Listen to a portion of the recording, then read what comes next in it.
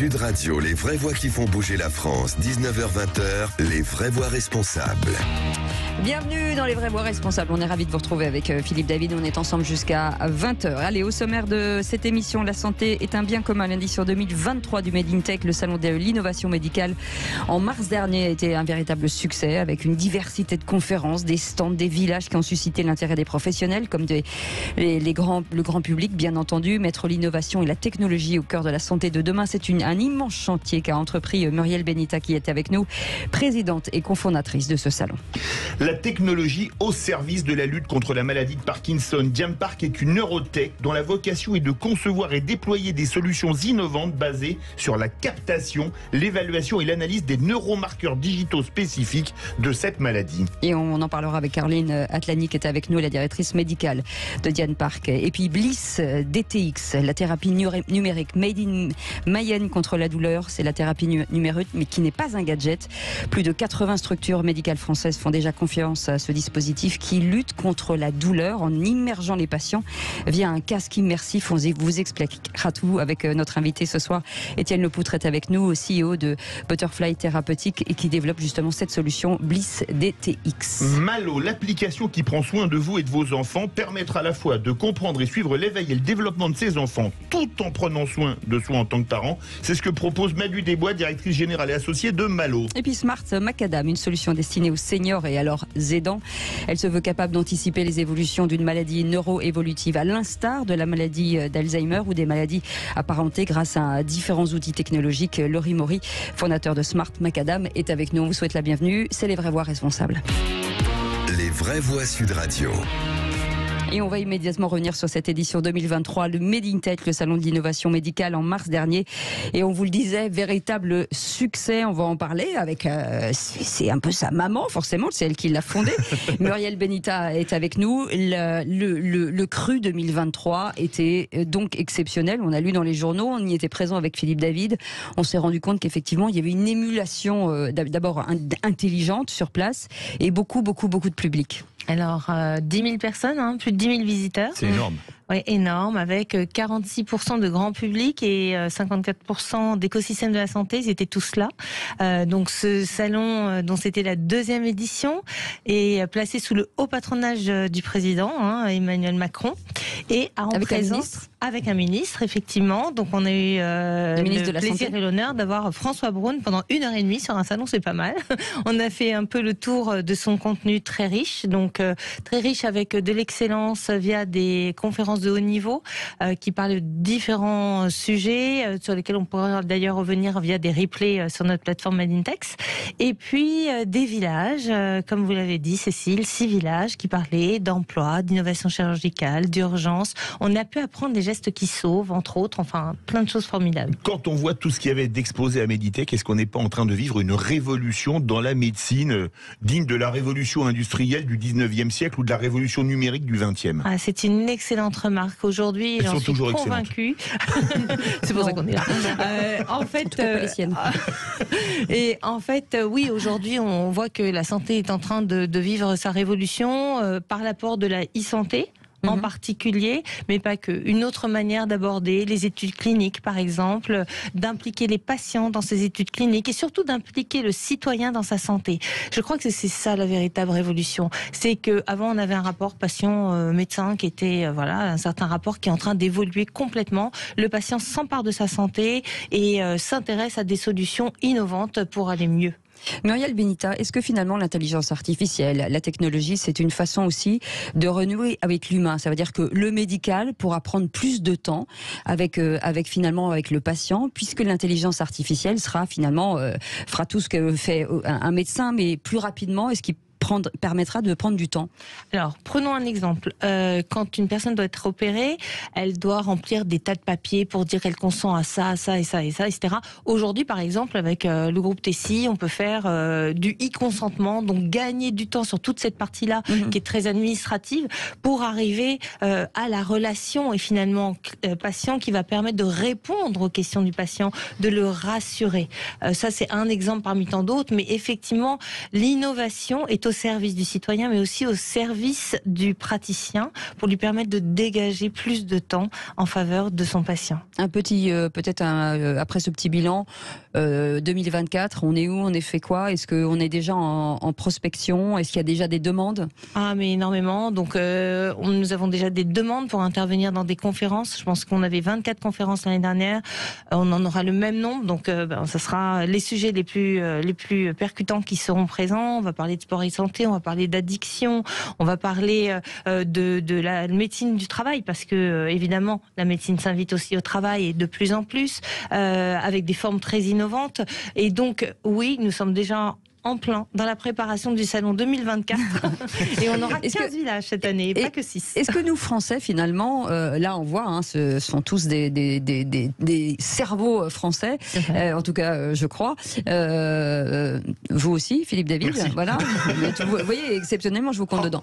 Est-ce que finalement la technologie en santé, est-ce qu'on est fort en France? Est-ce qu'on en est où nous Français? Alors nous avons des solutions vraiment à partager avec le plus grand nombre. Ouais. Nous avons donc une capacité en France à faire de l'innovation médicale qui est complètement avérée. Ouais. Et notre force avec Made in Tech, c'est que nous le disons, Ouais. nous le partageons. Et d'ailleurs, nous commençons à être extrêmement sollicités sur le plan international. Je vais en Suède d'ailleurs bientôt pour représenter Made in Tech, dans le cadre du Conseil de l'Union européenne qui est mené par la Suède en ce moment. Et en fait, nous allons attirer de plus en plus de talents qui vont avoir eux aussi envie de montrer ce qu'ils font. Mais nous sommes sans aucun doute vraiment à la pointe sur le sujet. Ah ben justement, on va parler de ces technologies et on va revenir sur la maladie de Parkinson, qui est une maladie du cerveau qui touche 68 nouveaux cas par jour. C'est une start-up française qui est en pointe pour améliorer la vie des malades. Pour en parler, on en parle avec vous, Caroline Attlee. Vous êtes la directrice médicale de Diane Park. Aujourd'hui, quand on parle de maladie de Parkinson, alors on en parle, c'est vrai, beaucoup, mais de quoi parle-t-on exactement? Alors la maladie de Parkinson, c'est aujourd'hui en France à peu près 200 000 patients. C'est une maladie qui touche non seulement les personnes âgées, mais également l'âge moyen aujourd'hui c'est 58 ans. Donc ça touche également des patients plus jeunes. C'est une maladie qui se présente sous forme de signes moteurs. On connaît souvent les tremblements, la lenteur, la rigidité.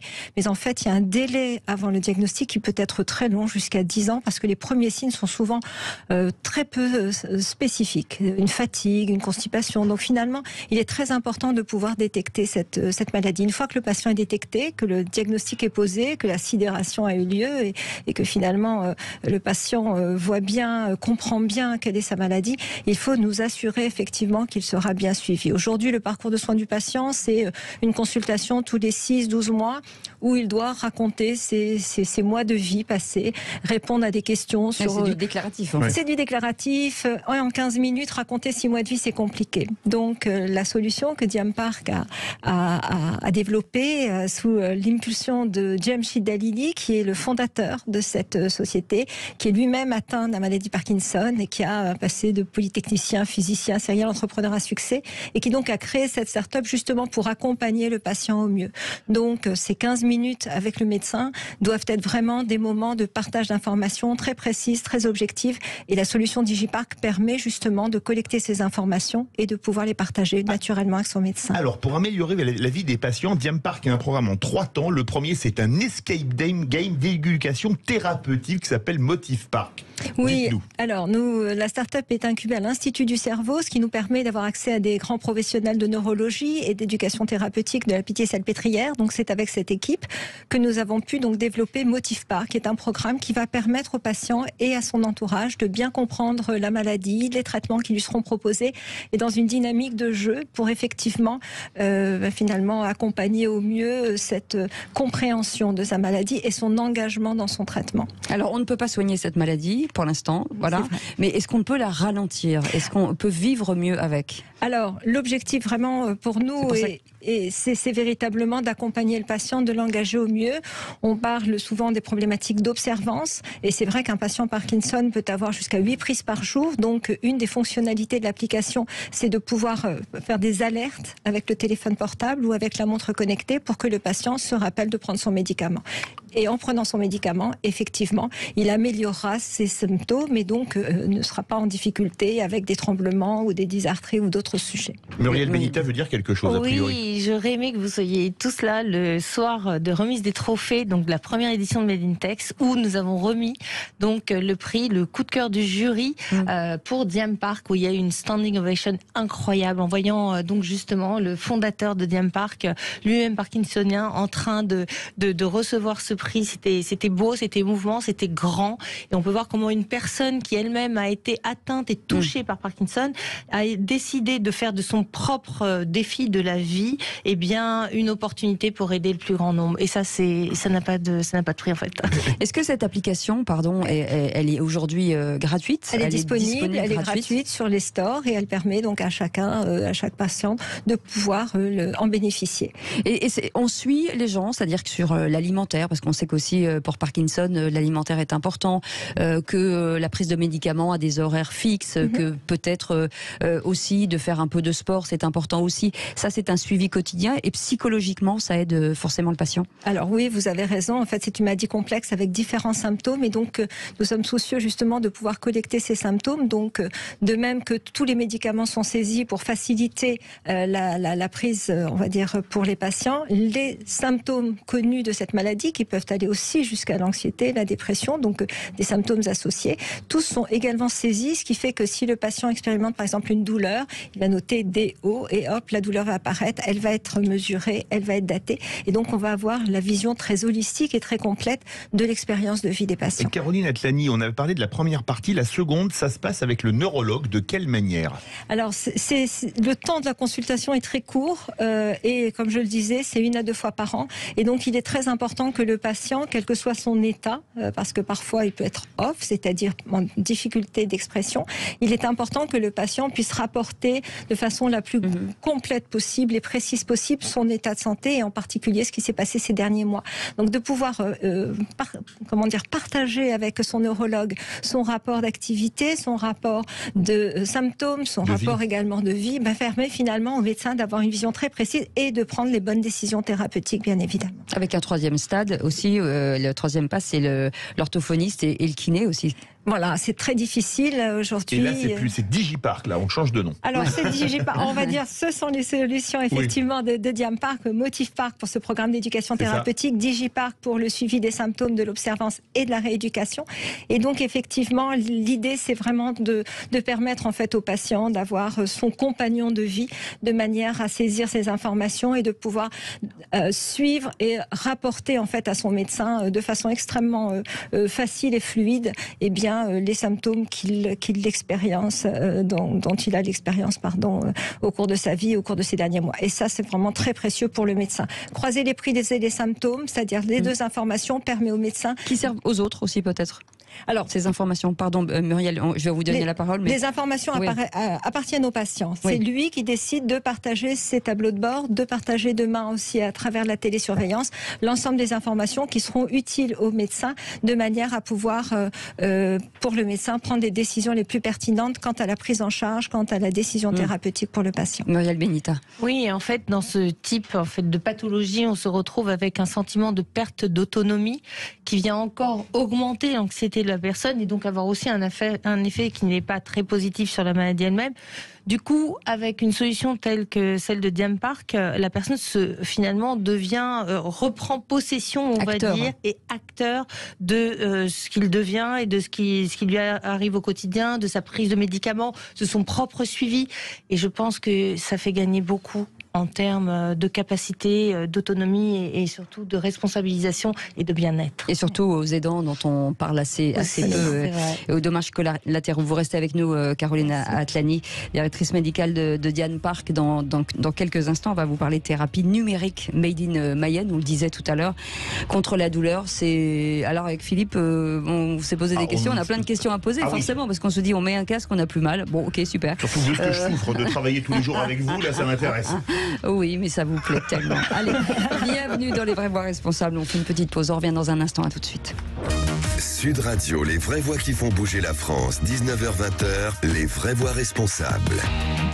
Bienvenue dans Les Vrais Voix Responsables. On est ravis de vous retrouver. Merci de votre fidélité. On sait que vous êtes de plus en plus nombreux à écouter cette émission parce que vous apprenez tellement de choses, nous aussi, au travers de nos invités.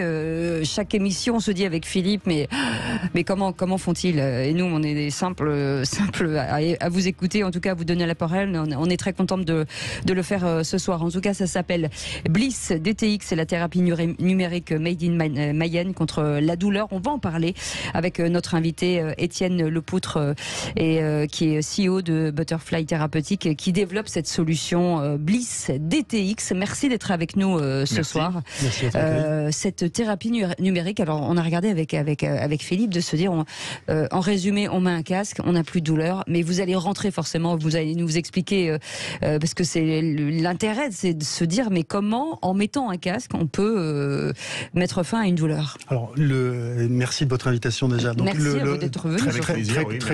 Très concrètement, on travaille nous sur un élément de la médecine qui n'est pas une maladie, qui s'appelle la douleur, qui est à peu près partout et qui est probablement le parent pauvre de la médecine, parce que depuis 30 ans, on n'a pas inventé grand-chose sur la douleur. Il faut savoir qu'aujourd'hui, on vit dans un monde où la douleur, c'est quelque chose qui est... quelque part.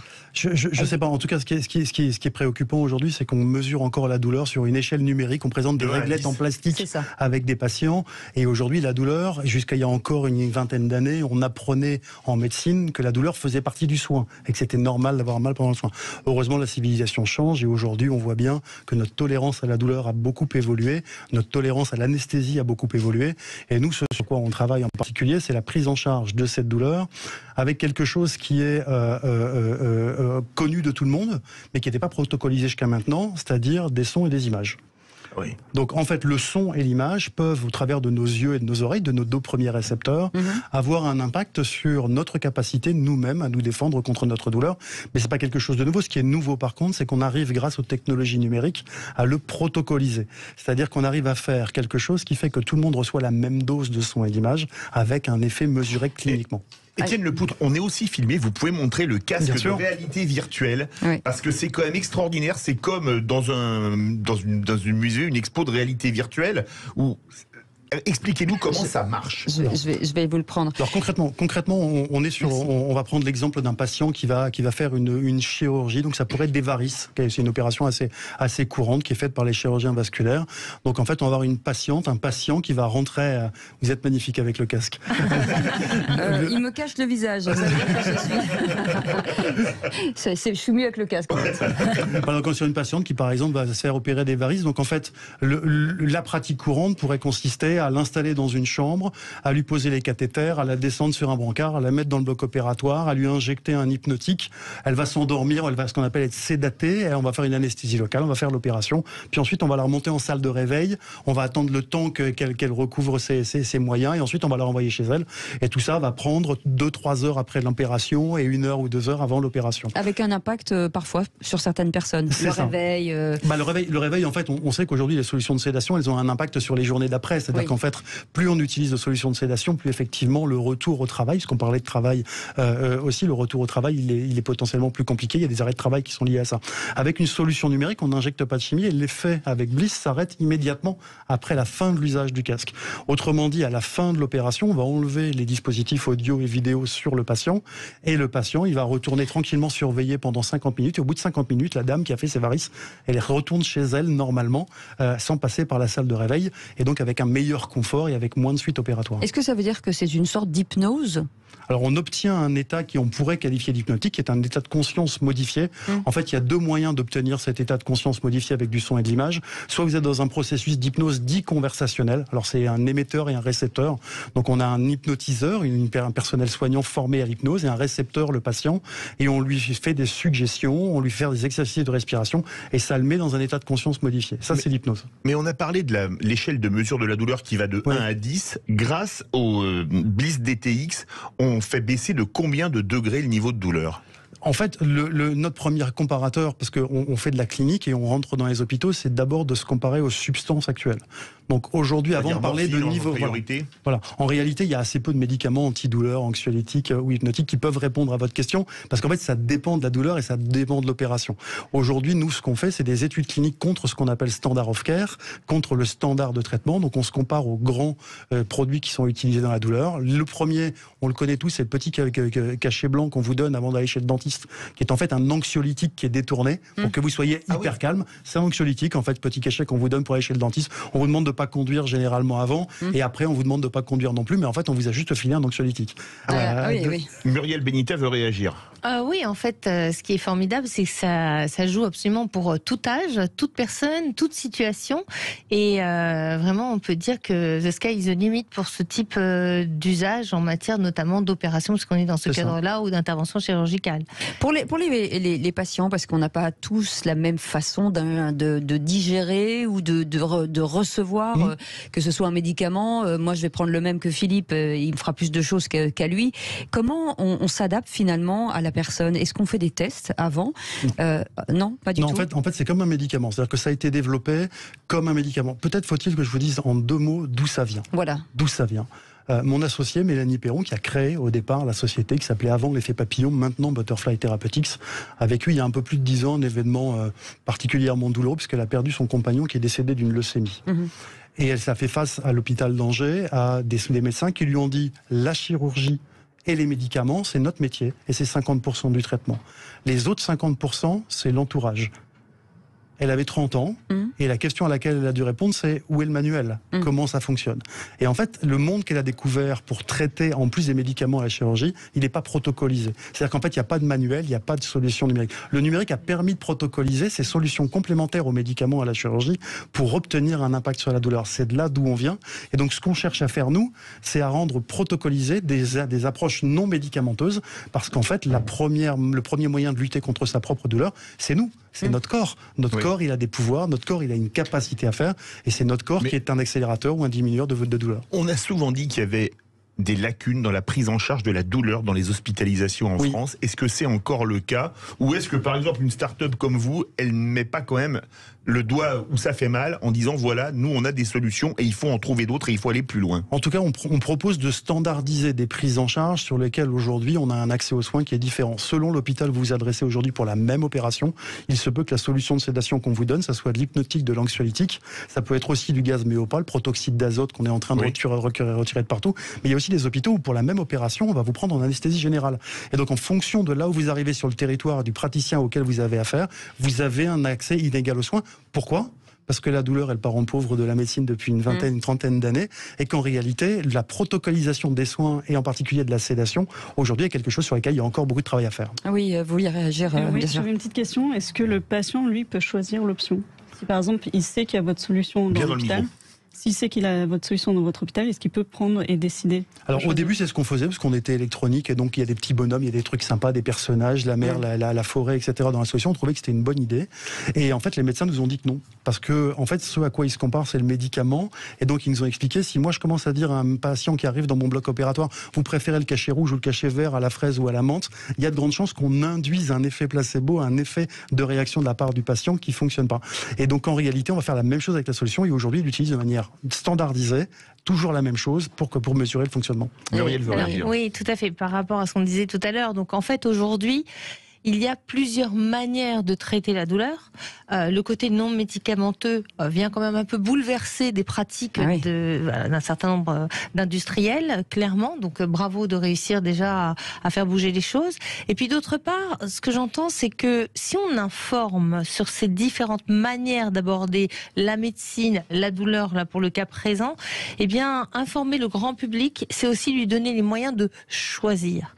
Et ce à quoi on veut arriver au sein de Medintech, c'est de comprendre, de partager pour pouvoir mieux comprendre, s'emparer de sa santé et faire des choix. On est de nouveau sur l'autonomie de la personne, mais aussi on est aussi au niveau de, eh bien, ça encourage l'écosystème de la santé à se remettre en question, à aller chercher des solutions innovantes et en voyant des patients qui vont demander autre chose que ce à quoi ils avaient l'habitude. Ouais, si vous me permettez ce petit clin d'œil, parce que c'est hyper important pour nous. En fait, aujourd'hui, ce qu'on dit, c'est que nous, on va changer la manière dont on prend en charge les patients dans le bloc opératoire. On a une population particulièrement intéressée pour ça, c'est les médecins qui ont moins de 40 ans. On va les schématiser là-dessus, même s'il y en a de plus de 40 ans qui le font et de moins de 40 ans qui sont réfractaires. Mais en tout cas, la population des médecins jeunes, aujourd'hui, elle veut faire changer les choses, elle veut faire évoluer l'hôpital. On a beaucoup parlé pendant le Covid de la situation de l'hôpital. Aujourd'hui, ceux qui s'emparent de nos solutions, c'est ceux qui veulent faire changer l'hôpital, mais c'est pas facile de le faire changer et c'est pas facile de mettre en place des nouveaux protocoles. C'est ce à quoi on veut en arriver avec Bliss, mais le sujet, il est autant la solution numérique que la capacité qu'a l'hôpital à générer ses propres transformations pour que ça soit plus confortable et pour les patients et pour les soignants. Mais rapidement, est-ce que l'hôpital est... Alors, je sais que vous l'avez déjà déployé dans des lieux, sur des lieux, mais est-ce que certains sont réticents, clairement? Est-ce qu'aujourd'hui, la médecine est très ouverte sur cette technologie? Alors, je ne sais pas s'il faut dire la médecine, en tout cas, il y a des praticiens qui considèrent qu'ils ont leur solution depuis 20 ans ou 30 ans et c'est pas la peine de la changer puisqu'elle marche. Donc ceux-là, ils sont plus difficiles à convaincre. Oui. Ça, c'est un premier sujet. Et deux, quand bien même ils auraient envie de changer, ça nécessite pour eux de changer les choses. La médecine, c'est un travail collectif, c'est un travail d'équipe. Donc il faut que mon anesthésiste soit d'accord, il faut que mon infirmière de bloc soit d'accord, il faut que mes admissions soient d'accord, il faut que le directeur d'hôpital soit d'accord. Et donc en fait, changer l'hôpital de l'intérieur, c'est en fait pas si simple pour ces soignants. Et c'est ce qu'on essaye de faire tous les jours. Un tout petit mot sur le village d'innovation chirurgicale interventionnelle où était d'ailleurs Bliss. On avait également de jeunes chirurgiens comme Marc-Olivier Gauchy ou Gabriel Sedoun et d'autres. Et on voit que ces jeunes médecins veulent faire bouger les choses. Et dans ce village qui a eu un franc succès, le ministre d'ailleurs, François Braun, y est resté un certain temps, nous étions là pour montrer qu'on peut soigner différemment, qu'on peut rentrer donc des méthodes innovantes, celles-ci comme d'autres. Et c'est sous notre responsabilité de faire bouger les choses. Voilà, et de sortir du statu quo. Et de la nôtre d'en parler. Merci beaucoup. Vous restez avec nous, bien sûr, Étienne Lepoutre, CEO de Butterfly Thérapeutique, qui développe donc cette solution qui s'appelle Bliss DTX, qui permet finalement, avec un casque, comme quand vous jouez à un jeu vidéo, finalement de ne plus ressentir la douleur, quelle que soit l'opération. D'accord, la chirurgie. Et dans un instant, on va revenir sur une application qui s'appelle Malo, l'application qui prend soin de vous et de vos enfants. Et c'est aussi très très malin. Vous restez avec nous, c'est les Vraies Voix Responsables. On est ensemble jusqu'à 20h. À tout de suite. Les Vraies Voix Responsables, on parle du Made in Tech. Ce salon, c'était la 2e édition. C'était au mois de mars où on a vu forcément des innovations, des technologies, l'intelligence artificielle au service de la santé de demain pour vivre mieux et plus longtemps, ou pour vivre avec une maladie et en tout cas l'appréhender de façon un peu différente. Et on va parler de cette application qui s'appelle Malo, qui est une application qui prend soin de vous et de vos enfants, qui va vous permettre en tout cas à la fois de comprendre et de suivre l'éveil et le développement de vos enfants, entre autres, et vous-même, puisque vous allez prendre soin de vous. Madi Desbois est avec nous. Bonsoir, merci d'être avec nous. Vous êtes directrice générale et associée de Malo. Il y a forcément, on dit toujours que quand on crée quelque chose, on fabrique quelque chose, il y a une histoire personnelle derrière. Est-ce que c'est le cas chez vous ? Alors moi j'ai pas d'enfants, mais par contre j'ai des frères et sœurs qui ont beaucoup d'enfants, et donc on est tous confrontés à la parentalité dans notre entourage, et on a tous connu des parents dans des moments de stress, dans des moments de détresse, et on est en train, et Malo c'est aussi son rôle, c'est de construire un village et donc de construire un écosystème. Et je suis contente parce que je fais un petit aparté parce que à Made in Tech, on a mis aussi en valeur des acteurs qui font de la prévention, et nous on s'inscrit vraiment là-dessus.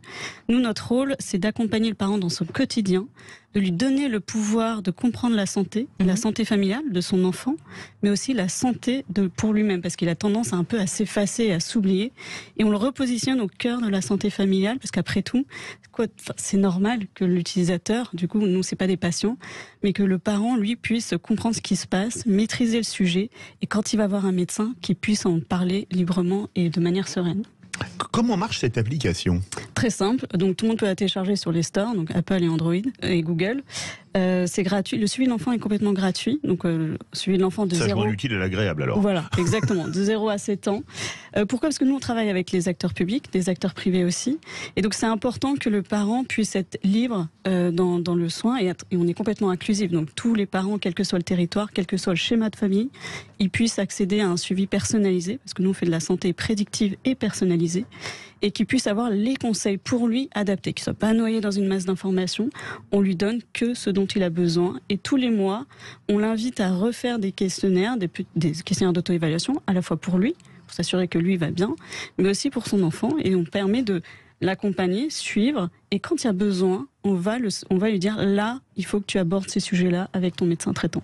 Est-ce que ce sont des informations qu'on peut partager, forcément l'application qu'on peut partager en faisant le choix avec son médecin pour se faire guider? Est-ce que c'est possible? Alors l'objectif, on sait que le temps médical du médecin est précieux et en plus il y a de moins en moins de médecins, donc on va éviter de surcharger le médecin. En revanche, quand il y a besoin d'une orientation, et là on recommande et on passe le relais au corps médical, on génère un compte-rendu et le parent décide de le montrer, ce compte-rendu, mais c'est le parent qui est acteur de la santé et donc qui décide. Elle s'occupe de tout, des vaccins à la nutrition pour nos petites têtes Alors oui, on suit... Ils sont pas toutes blondes d'ailleurs. On suit chaque étape pas à pas de l'enfant, donc de ses 0 à 7 ans. On accompagne sur le neurodéveloppement, sur la partie sommeil, éveil, éducation. On est attentif à plus de 11 items sur la partie de l'enfant. Et chez le parent, on suit aussi la nutrition, sa santé globale, son sommeil, qui est aussi un sujet. Beaucoup de parents, bien que l'enfant ait repris et fait ses nuits, il va mettre beaucoup de temps à retrouver un sommeil correct. Et donc, on l'accompagne aussi là-dessus. Mais ce qui est intéressant, en fait, vous réduisez, pardon, je vous coupe, vous réduisez le temps des mamans qui se disent, quand l'enfant a 2, 3, 4 ans, si j'avais su, là, j'aurais fait ci ou j'aurais fait ça. En fait, on accélère ce temps et la prise de connaissance, finalement, du rôle. La bonne information au bon moment, c'est ça notre rôle. Et c'est aussi avoir des réflexes. C'est-à-dire que quand ils vont reprendre le travail, on accompagne le parent dans la préparation du retour au travail. Quand il a repris le travail, parce que le parent, on l'accompagne un peu toute sa vie. Pour le coup, nous, c'est pas restreint sur la petite enfance. Et donc, quand il a repris le travail, et il y a des équipes, des stress, et on accompagne aussi sur l'équipe vie pro, vie perso. Ça s'appelle Malo. Malo, les enfants, c'est important, mais les seniors aussi. Nous sommes en compagnie de Laurent Maury, le fondateur de Smart Macadam. Bonsoir. Bonsoir. Alors, expliquez-nous, présentez-nous Smart Macadam. C'est surtout consacré à la lutte contre les chutes des personnes âgées. C'est un enjeu de santé publique. Je vais rien te parler du coût, 2 milliards d'euros par an. Oui, mais c'est le coût direct uniquement là que vous évoquez avec 2 milliards d'euros. On a 2 millions de chutes qui sont diagnostiquées par an, qui sont référencées, disons, par des professionnels du soin, pour à peu près 1 million de chuteurs. Donc on a des personnes âgées qui tombent. Et alors le pire, c'est qu'on a des médecins, y compris des médecins qui peuvent dire, vous savez, à 85 ans, c'est normal de tomber. Ah oui. C'est sûr, c'est tout à fait normal. Comment ça s'organise finalement? C'est sous quelle forme? Alors c'est très simple, on travaille, d'abord on a réuni un consortium composé de sachants, donc on a travaillé avec 2 CHU, je vais les citer parce que c'est nos partenaires, c'est Nantes et Angers. Donc on est très ligérien dans les pays de la Loire. Il était une fois dans l'Ouest. Voilà, exactement. Alors moi je viens de Paris, mais j'ai adoré défendre une structure non jacobine et créer une start-up à Nantes. Voilà, et puis défendre la Bretagne, on peut dire que Nantes est en Bretagne. Angers n'est plus en Bretagne. C'est un autre débat, enfin vous reviendrez pour une autre émission. Avec grand plaisir. Et donc on a réuni ces experts, on a pris également un groupe qui est le 3e groupe d'EHPAD en France, qui est le groupe LNA Santé.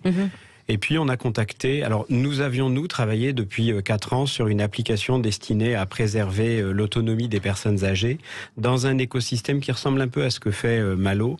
Mais alors là, on est vraiment à l'autre bout de la chaîne. On est sur des personnes de plus de 70 ans, disons. On va parler de retraités, c'est très à la mode.